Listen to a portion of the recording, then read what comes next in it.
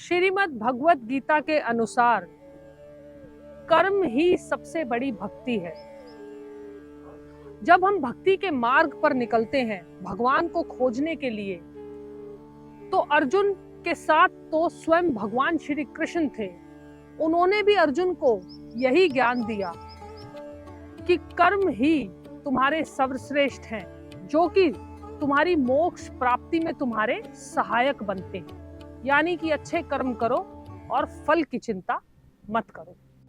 कौशिक नाम का एक युवक वेदों का अध्ययन करने के लिए एक आश्रम में जाना चाहता था। यानी वेदों को समझने के लिए, पौराणिक कथाओं को समझने के लिए, ये सब ज्ञान प्राप्ति के लिए वो एक आश्रम में जाना चाहता था।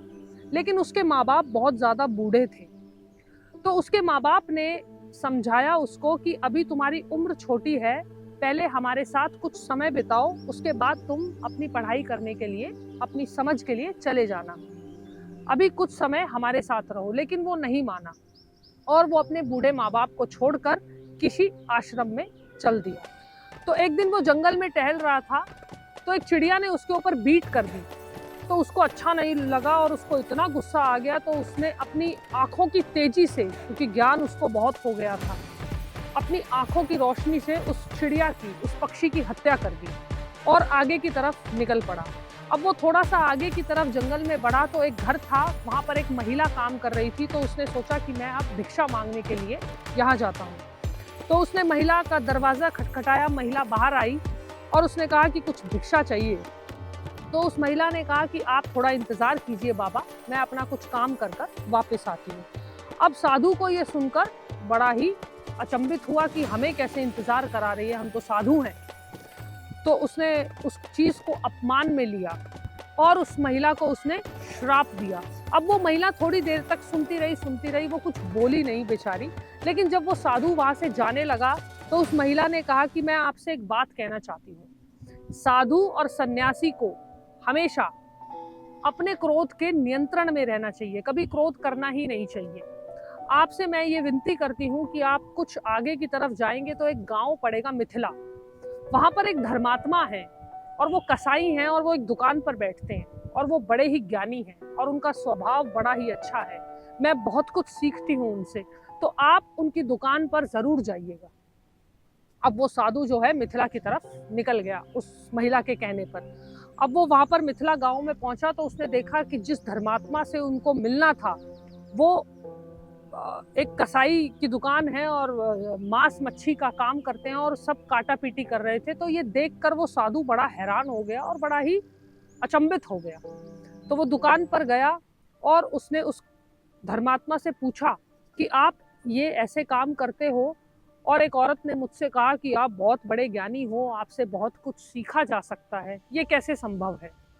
तो धर्मात्मा ने उसको समझाया कि ये काम मैं अपने परिवार के लिए करता हूँ, अब इससे मेरी घर की रोजी रोटी चलती है, ये मेरा कर्म है और ये मुझे करना ही पड़ेगा।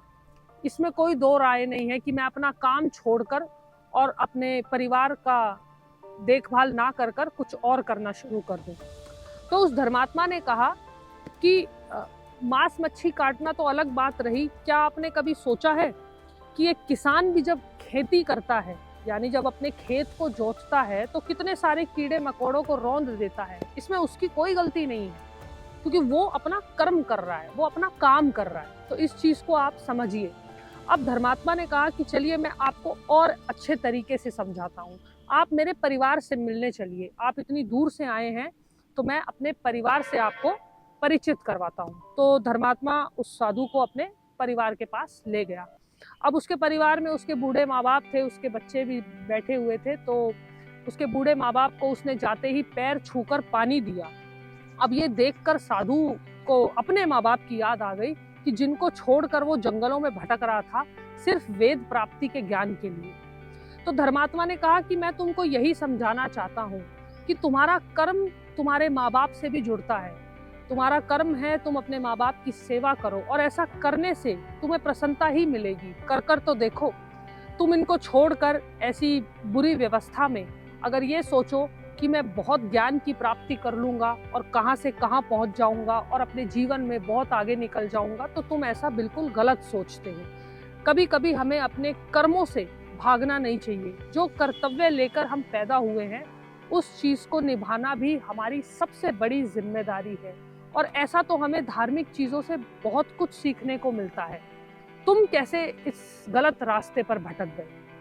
तो उस साधु को धर्मात्मा की सारी बातें समझ में आ गई और उसको ये भी एहसास हुआ कि मैंने अपने माँ बाप के साथ बहुत गलत किया। तो उसने धर्मात्मा से माफ़ी मांगी और जब वो वापस जा रहा था तो उसने उस महिला से भी माफ़ी मांगी कि मैंने तुम्हारे बात को नहीं समझा और इसको अपमान समझा, उसके लिए मैं आपसे क्षमा चाहता हूँ। कभी भी अत्याचार और क्रोध हमको अच्छा इंसान नहीं बनाता। अच्छे इंसान की परिभाषा ये नहीं है कि हम किसी पर भी क्रोध करते रहें, किसी को भी दुरुपयोग करते रहें, किसी के भी साथ दुर्व्यवहार करते रहें। और अच्छा और सच्चा सद्गुण हमेशा कर्म करने से और अपना धर्म निभाने से ही दिखता है।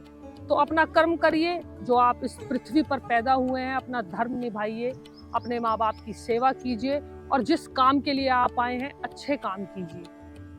फिर देखिए आपके जीवन में शांति अपने आप प्रतीक बनेगी। तो आप इस कहानी से क्या सीखते हैं, ये मुझे कमेंट करके ज़रूर बताइएगा। और आपको ये कहानी कैसी लगी? अच्छी लगी तो लाइक कीजिएगा और हमसे जुड़े रहने के लिए मेरे YouTube चैनल नेहा यादव भक्ति भवन को सब्सक्राइब कीजिएगा। जय श्री राम।